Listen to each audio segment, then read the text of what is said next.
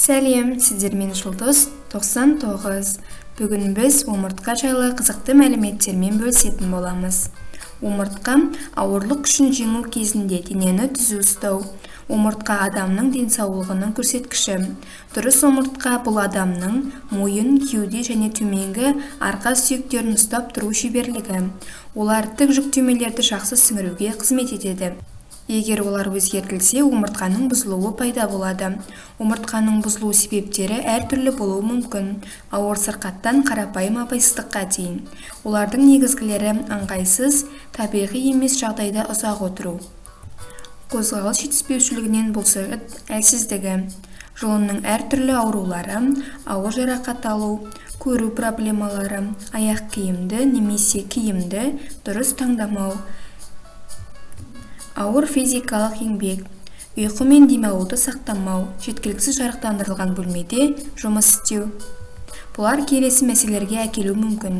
Дененің созылмалы ауруы, мойын омыртқасынан белге дейін, тыныс көлемінің азаюы, ішкі мүшелердің қысылуы және орын ауыстыруы, нәтижесінде олардың дұрыс жұмыс істемеуі, омыртқаның созылмалы қисаюы, өркештің пайда болуы. Неліктен омыртқаның дұрыс болуы маңызды? Дұрыс форма адамға көптеген артықшылықтар береді. Тік арқасы бар адам әсем, әдемі және тартымды көрінеді. Арқасы жалпақ болса, өкпенің сыйымдылығы артқан сайын тыныс алу оңайырақ болады. Жалпы денсаулық жақсарады. Ішкі органдар жақсы жұмыс істейді. Адам жас әрі сымбатты көрінеді. Мұндай фигураға киім жақсы тұрады. Дұрыс қалыпта диафрагма толық ашылады, сондықтан адамның дауысы қаттырақ және айқын естіледі. Бұлшықеттер мен буындар жақсы сезінеді. Сүйектер мен буындар баяу тозады. Буындар мен сіңірге жүктеме азаяды және адам баяу шаршайды. Ендеше келесі сұрақ. Адам қалай дұрыс тұру керек? Иегіңізді алға қаратып, басыңызды тік ұстаңыз.